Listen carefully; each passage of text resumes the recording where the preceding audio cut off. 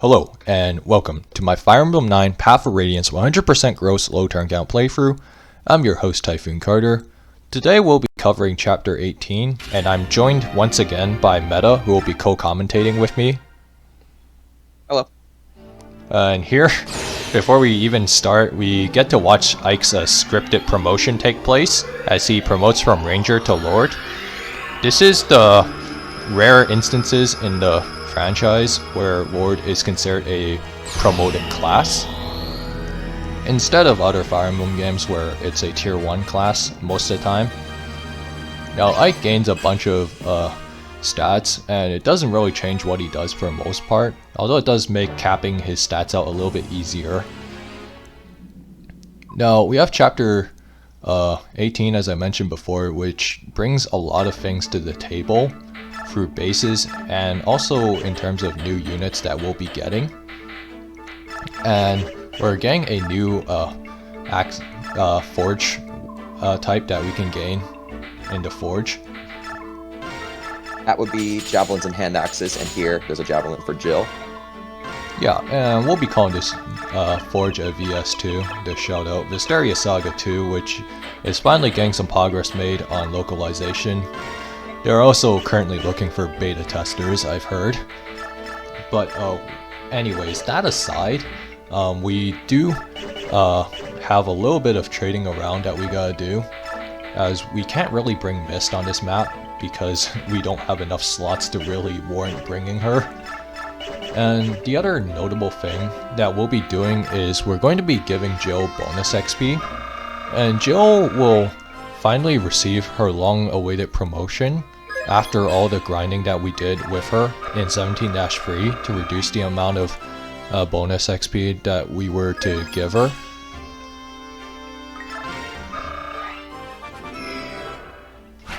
Her promotion lets her continue gaining strength, which will let her get some boss kills that Marcia struggles to get with her 23 strength cap. And the other thing that's notable is that Jill also gains access to axes upon promotion, which is rather handy because axes generally tend to have more might than lances, so that also lets her increase her damage output artificially. Anyways, with that being done, we also have a couple new units that will be joining us. One of these includes Reyson, who we actually have the option of turning down and getting the renewal scroll, but this is a bad move most of the time because of the fact that Reyson is a Heron who is basically a dancer, so he can refresh units, and that's just way too valuable to pass up. And the other thing to note about Reyson is that Reyson can effectively refresh 4 units when he transforms.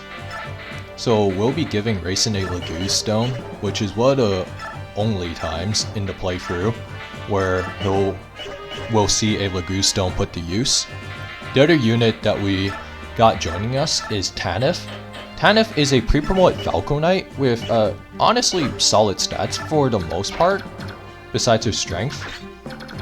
But with Tanith, she comes with a unique skill called Reinforce, where she can basically summon allied units in the form of a Pegasus squadron that consists of 2 Pegasus Knights and a Falco Knight that can help us out in battle. We also have Janaf and Oki, who we aren't bringing with us here. That's because they're only so useful in combat. Janaf is the better of the two because he gets to transform the second the map starts, but Oki is not so fortunate in that he has to wait, and his demi-band stats are also subpar. The other thing is that the Hawk Laguz don't have as much weight, so their shoving utility is a little bit limited in that regard. But as you might have saw at the start of the map, we gave Rolf a Pure Water. This is because we need Rolf to recruit Shinon, and he does need to take a hit later on, so that's why the Pure Water comes in handy. Now here, we're basically gonna need to push as many units forward as possible, because we basically have to go through this somewhat narrow pathway and get to some of the enemies in the back.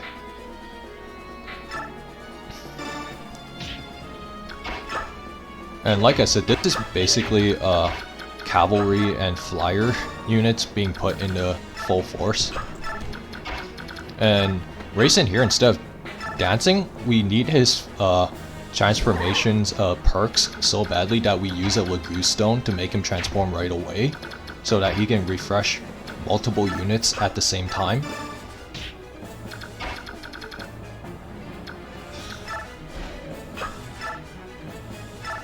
Here, Jill fights, and she needs the new might of her new javelin to kill this soldier, showing just how bulky Path of Radiance enemies can be, even when they're generic soldiers. Yeah. And what we're doing here is we're just having sort of a mini rescue chain set up, as we do need Ike to be carried along because he needs to be the one that defeats Shinon in order to recruit him. Shinon has one of the more convoluted recruitments in the series. Basically, you have to talk to him with Rolf, which is why he's here. And then Ike has to defeat him right after. Now, Reyson technically could have been one-shotted right there, but the enemy had about a 45% chance of hitting him. So Reyson was relatively safe for the most part, and because it occurred on turn 1, it's a fairly easy reset that we can just make.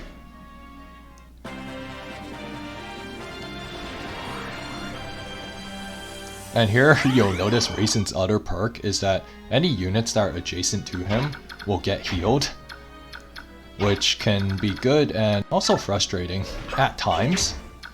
Frustrating in the sense that it impedes staff grinding.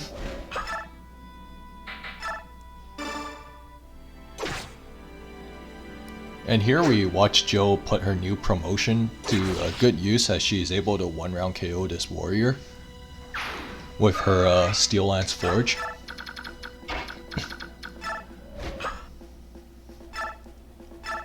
Now here we're gonna start having units set up in such a way that Reyson can maximize his refreshes. As the main thing with Reyson's refreshing capabilities is that he basically has to be in the center to like make the most out of his 4-unit refresh. That's akin to Dancers in Genealogy. The corridors of this map make refreshing 4 people at once a little bit difficult, but that's okay because still 3 people is a lot better than 1 for dancing. This is one of the rare times where we're actually able to make use of the 4 refreshes at once. And the cantonal mechanics also allow us to set these up rather easily.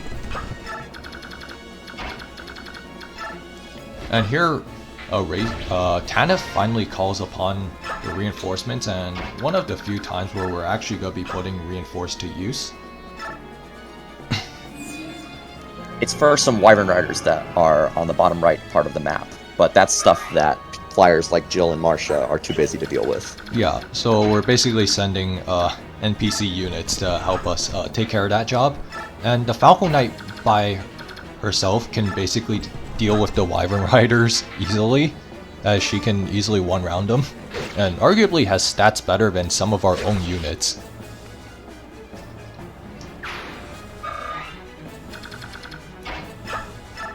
And here we rescue Reyson. Okay. And Reyson, once again, we need to push him forward so that he can be in position to refresh multiple people at once.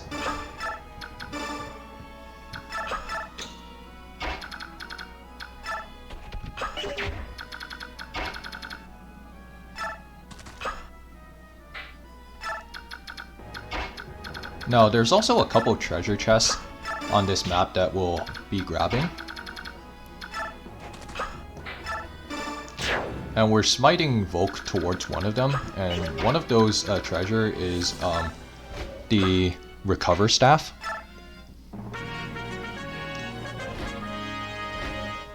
Now here we get to witness some NPC action, but first, Joe is going to be attacked by Siege Tomes.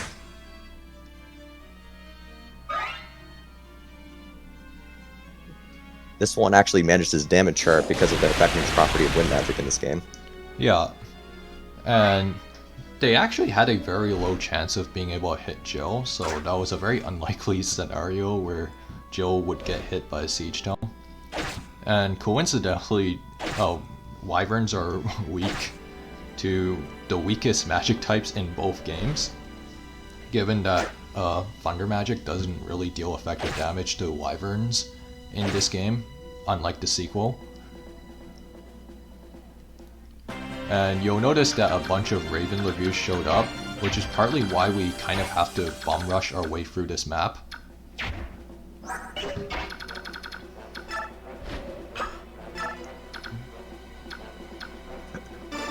Rolf is getting ready, or Ike is getting ready to defeat Shinon once Rolf kills him. I mean, talks to him.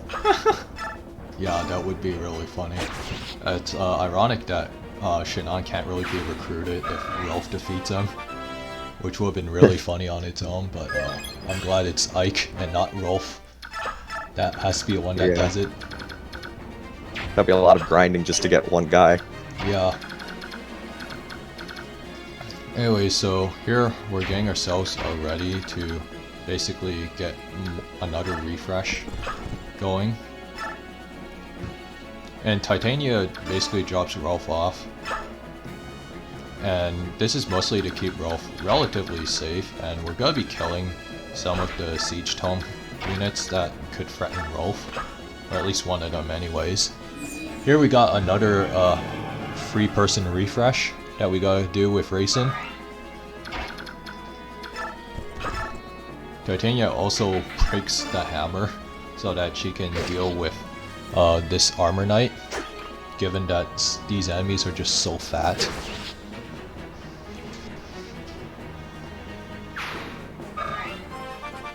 And Titania is still keeping pace for the most part. And she gets the Night Killer, which is basically a horse slayer, effectively.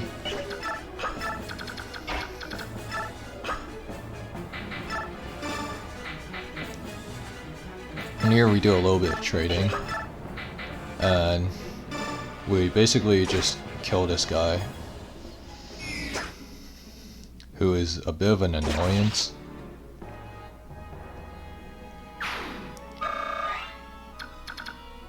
And we're basically going to keep enemies from advancing by forming a little bit of a mini formation here that kind of serves as a blockade. And here we watch Volk get the recover staff.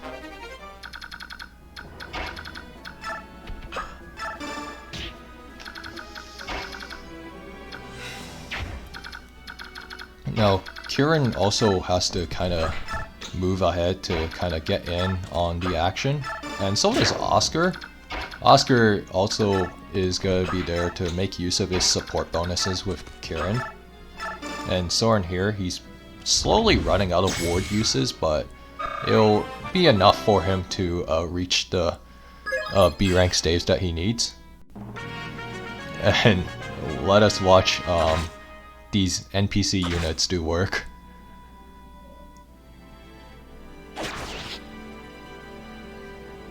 And it's trained them well. Yeah, and this falcoknight basically just stomps. And yeah, so that's effectively the NPC units taking care of the lower half. Shinon here coincidentally has a Brave Bowl. As we watch, there be basically 0 lag in between his shots.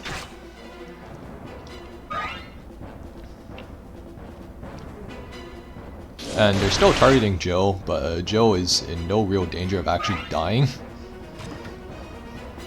Although Joe, depressingly, even with her promotions, can't really break through this armor knight. Because once again, Path of Radiance enemies are very fat. Especially generals. Yeah, they're probably the worst enemy type to try and kill, besides late game laguz units. And more Raven laguz show up, and it's kind of a race against time in a way, because we kind of have to hurry and kill them before turn 6, which is the lowest turn count that we can reach here.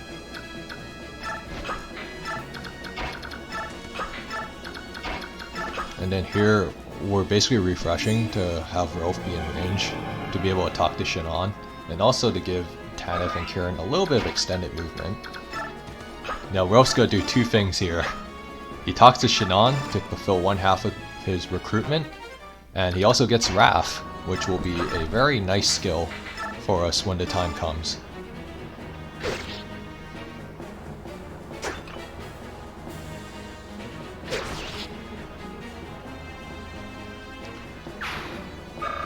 And here Titania used that hammer to kill one of the enemies in the way, and Ike will be able to kill Shinon now.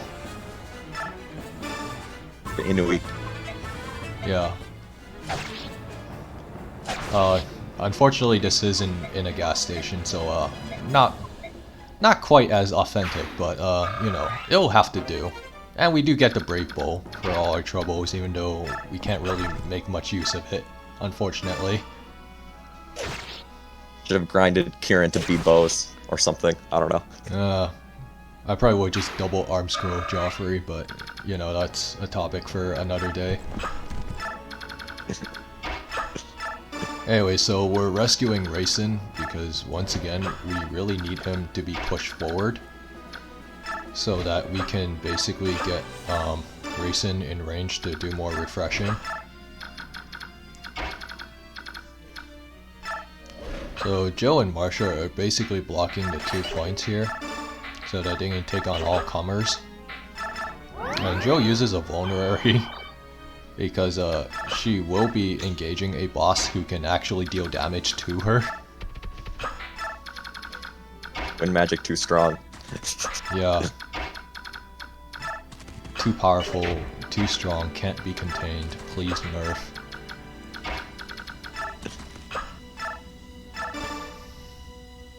Soren once again putting that ward to use. And he is getting extremely close to B staves.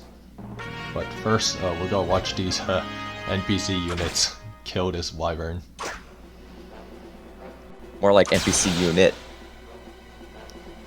Yeah, that was totally unnecessary, but you know, yeah, they've basically done their job and they're not really gonna be doing a whole lot. Anyways, yeah, Reyson wasn't attacked there because Reyson's res when he's transformed is actually really high at base, so like most magic units can't even touch him. Pure water came through.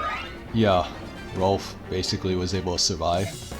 And Kayache deals a lot of damage to Joe, but Joe will kill him easily. And I really don't know what's up with all these like bosses having really absurd names that seem to be very annoying to pronounce at times. Every time I think of a wacky name, it's a Path of Radiance boss. Yeah, like Makoya, or or that chapter 14 boss who I don't want to try pronouncing again.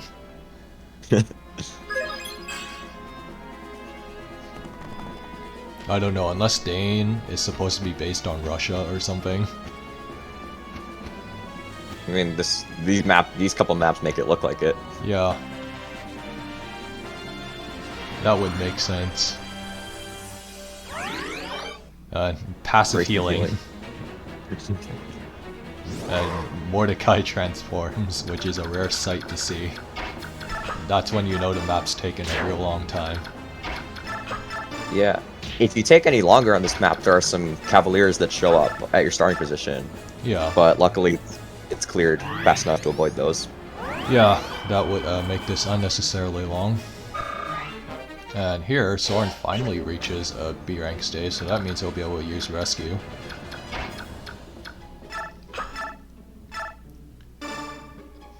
And once again, we're gonna need to get enough units to assemble a huge rush towards the Raven Laguz, as we have this turn to basically get set up and get us in position to be able to clear this map fast enough.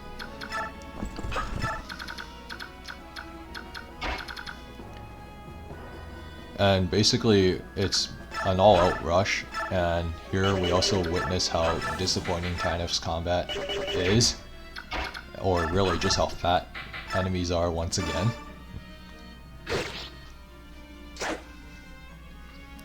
Titania's still putting in work, although she has to use a steel axe. And she's one of the units that's going to be getting refreshed. Jill and Marcia are basically going to be getting ready to move to front lines, although Jill won't be one of the recipients of a free man refresh, or free person refresh.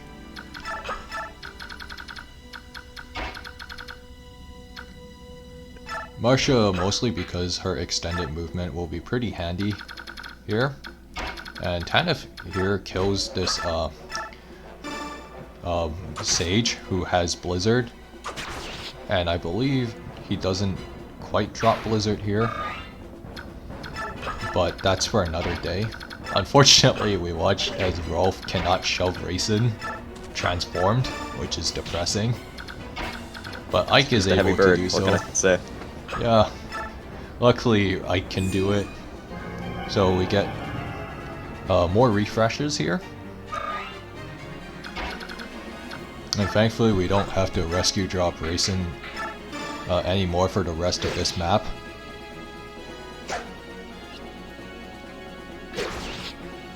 And Kieran just putting in some work here. And unfortunately only like 2 of the enemy laguzes will transform. And none of them are in the front, which is rather annoying. But Marcia basically just moves out as far as she can so that she can reach some units that the others may not be able to reach.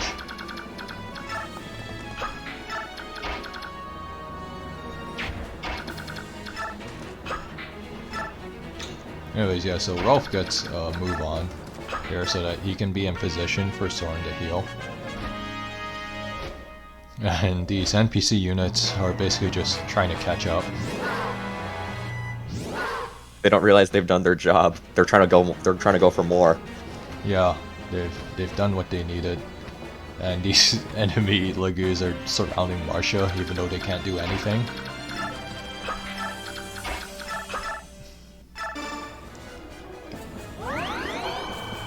Anyways, This HP restoration matters. Yeah. Basically more EXP for Soren because he does need to reach a certain magic threshold for rescue stuff later on. And here we basically have to kill these unarmed laguz units. Well, mostly unarmed. Upcoming, there's a hilarious interaction with Reyson's adjacency, or lack thereof, with Marcia when he tries to dance. We'll talk about it when it gets there.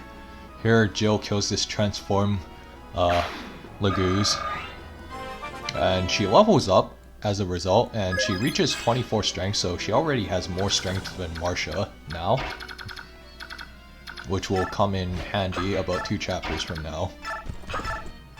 Damn caps. Yeah. And here, we have enough laguz units to go around that we can basically clear them out on player phase, luckily, so we don't have to sit through more enemy phases or watching yellow units trying to get caught up to the action. This may be an LTC, but saving time is always still nice. Yeah, this game takes long enough as it is. And unfortunately I didn't have the hindsight to use the enemy phase glitch to speed things up. But anyways, here, so Reyson refreshes. For some reason, it doesn't refresh Marcia. This is because of the ledge mechanics that was sort of existing in POR, but wasn't as noticeable. But this is one of the few instances where it really came back to annoy me. And it's a similar interaction to chapter 13, where like if you were adjacent and you were like on a plank but you were on a sea tile next to it, you could only use like a javelin to hit. It's basically the same principle here, unfortunately. And Kieran has enough to kill this transformed laguz. And at this point, we're basically done the map, and that's basically all the enemies on this map as Karen levels up, and we're just gonna watch Tanith get this last kill as we also get a coin.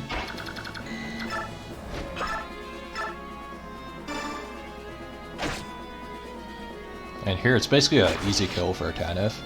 And that is chapter 18, cleared in 6 turns, as we get another coin. I'll see you guys next time. See you.